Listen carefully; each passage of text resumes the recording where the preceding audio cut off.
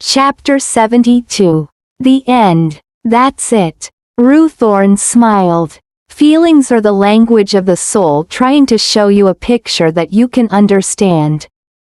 This is the place where your soul yearns to go, the place that frees you from any traumas and burdens.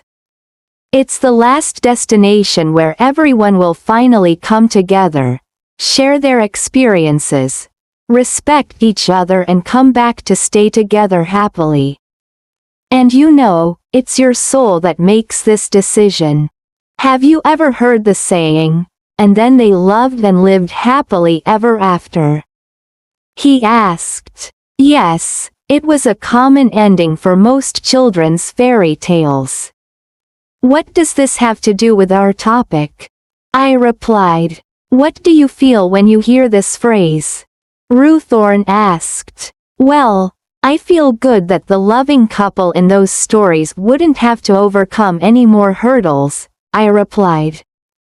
Do you think this could be possible in your world? Ruthorn went on. To be honest, I don't think so. After their marriage, it is likely that the couple would encounter problems and other complicated matters that can affect their relationship and life. True. There is never an end, so the expression, "and then they loved and lived happily ever after," cannot become a reality in your world, but here on Tuangra it can happen. Especially the word forever, because it truly means eternity here, Ruthorn said. This phrase reflects the desire of every soul. It yearns for real happiness that lasts forever. This yearning comes from the subconscious mind, a feeling that numerous writers all around the world have expressed in a similar way. They've continuously included this phrase in their stories as a symbol of what they would like to convey. Perhaps it has already become a classic worn-out phrase that does little to generate emotions because people have heard it too often or feel indifferent. But believe me, this phrase encompasses the pinnacle of everything. There's no other greater desire than this quest for happiness, and it's the ultimate goal of every living soul in your world, Ruthorn explained. Oh wow, your words inspired me. I can't believe that this phrase, which I must have heard at least 100 times, can be so moving, I admitted. When you try to find the meaning of life, it can be found everywhere if you only understand the process, Ruthorn said. Understand the process? What kind of process? I asked. I'll explain the entire process to you. In every one of us, every soul comes from the same origin where it is bodiless and only exists energetically. In this phase, there is only the pure sense of being oneself. It's the home of the Source, or what others call the Great Soul, or God. This place is outside of the universe, beyond the laws of space and time, a place that you call the land of Sunyata. In our earlier analogy, planet Gaia was described as the engine room that drives the entire universe, and all of you have volunteered to work here, Ruthorn went on. To achieve our mission, we created a plan to harness the combined positive energy derived from Gaia, our engine room, in this analogy, to propel the universe forward. But since there is a state of forgetfulness imposed on Gaia, the volunteers assigned there could not generate the positive energy required because they were not capable of showing unconditional and non-discriminatory love. Our plan then was to assign these volunteers to role-play their respective roles on Gaia, but when they got there, they completely forgot everything, including their promise to love each other unconditionally. They no longer remember each other as brothers and sisters, and when they couldn't recognize each other as family members, they fell prey to hatred. Hence, no positive frequency was generated. Wait, I interrupted Ruthorn before he could go any further. I don't understand what you've just said and how that has anything to do with the process. This has everything to do with the process, but you have to understand it from the beginning. Please be patient, Ruthorn assured me. Oh, I see, I said meekly. When people are in the state of ignorance and forgetfulness and treat each other with hatred, they are not able to fulfill their roles as envisioned. Without pure love, their existing karmic contracts could not be nullified. The hatred that they have brought out in each other also meant that negative frequency was emitted, thereby resulting in new karmic contracts being created. The new ones added on to their existing unfulfilled contracts, bind them in an endless cycle of reincarnation on Gaia until they have the opportunity to meet and nullify them.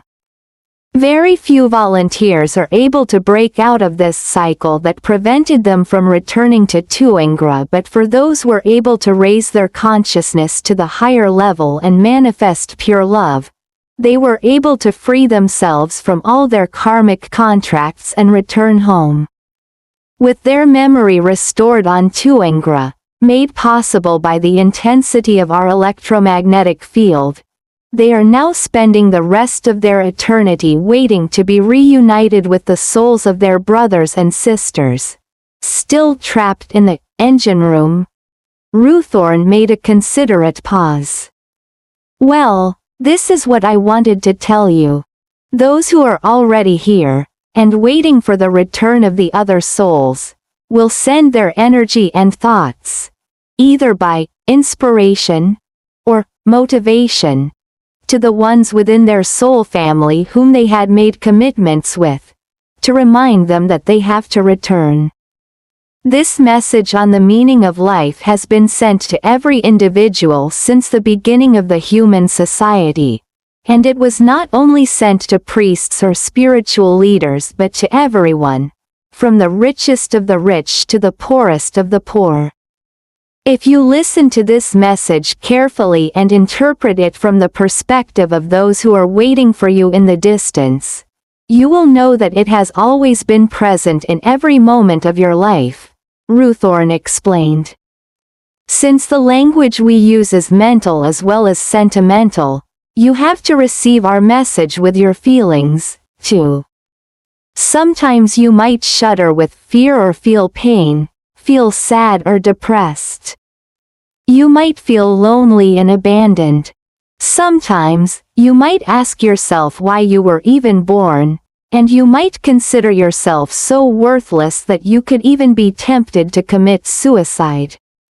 Some people will consult a doctor because they think they are unwell, but most doctors are not able to identify the cause, so they often diagnose that the patient is either mentally ill or that he suffers from a depressive disorder. The symptoms of these feelings are caused by our actions of sending thought waves. But don't worry, this isn't a disease caused by chemical reactions in your body. You don't have to see a doctor or take medicines which would only accumulate even more toxic substances in your body. All you have to do is to recognize that what you are feeling is the consequence of the thoughts that have been sent directly to each of you. What you feel is the strong desire of a person who is waiting for you from afar to finally be reunited with you again, Ruthorn concluded. I understand. So, what should we? I paused. My question was interrupted by a blinding light that appeared outside the window. Ruthorn, what is happening? I asked, a bit scared. Oh, there's nothing to worry about. It's the 2 spaceships returning, replied Ruthorn. Oh wow, can I go out to see them? I said with excitement. All right, let's go, Ruthorn said. I rushed to the door and went outside. The white light was so bright that I had to squint my eyes. 2 spaceships appeared and landed no further than 10 meters away from me. The light slowly dimmed until it faded into a golden yellow, the material of which the spaceships were made. That was a very professional landing, Ruthorn commented. Didn't you say that they need an assistant for the landing? I asked. Yes, but I see that it's not necessary anymore. I wanted them to try to land without any assistance, and they did it well, Ruthorn answered. I thought your spaceships would be significantly bigger than they actually are, I remarked, remembering how big they had seemed from a distance, and the ones replicated in the sci-fi movies that I had seen on Earth. How big did you think they would be? Initially, I thought the ships would be at least 5 or 10 meters in length, but now I have discovered that they are only about 2 meters long, I replied. That's right, our spaceships are not very big. The ones that you may have seen before must have been from the other galaxies. The concept of making our spaceships is to build the most compact size possible for the most optimum use, Ruthorn explained. How do you do that? Are you trying to confuse me? I asked. Well, as our mission only requires us to transport ourselves to the destination, we don't need to bring any food or equipment. This is why we try to build the smallest spaceships that we can. If possible, we would make them even smaller to further optimize their usage. Our biggest spaceship has just enough space to take 2 people to their destination. The advantages of having a compact spaceship are that it's easier to avoid being seen by others, and a small ship is also easier to conceal after landing. It's also easier for takeoff and landing, Ruthorn said while walking me to the first ship. As we approached the aircraft, a narrow slot on one side of the ship opened seamlessly, like an elevator door, except that it didn't have any seams or joints. The door blended in so perfectly with the structure of the ship that I wouldn't have noticed it. Stepping out from the ship was a young man who looked like all the other people I had seen here. He had dark red skin and a chiseled face, which made him look particularly handsome. He reminded me a bit of the Red Indians in Western movies. The other man who stepped out of the second ship had a lighter skin, which didn't make him any less attractive.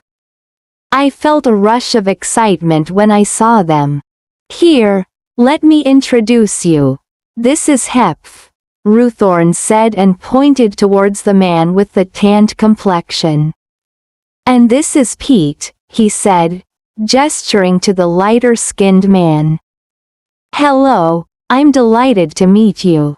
My name is Tim, I said.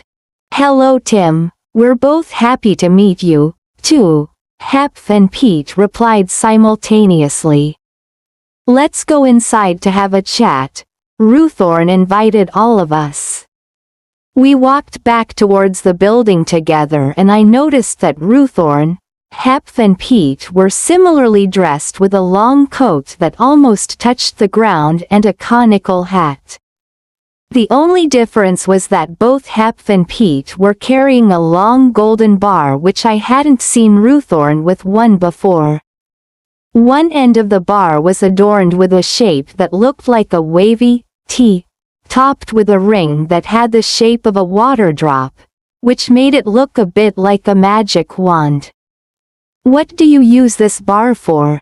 I asked Heph as we entered the building. You mean this? We call it the pathway, and it connects our mind to the ship's system, he said, lifting the wand so I could take a closer look. It's made of pure gold, Pete added. We insert one side into the connection point of the spaceship. The other side connects with the astronaut's individual handprint. We can't use any other because then we wouldn't be able to make a complete connection between our mind and the ship's system. So, is this the ship's controller then? I asked. Something like that, but it's not an accurate description as we don't use it to control the spaceship. When it is connected to the ship, it doesn't move at all. To steer it, we use our mental power, instead. However, we can't control the ship without this wand, explained Hep.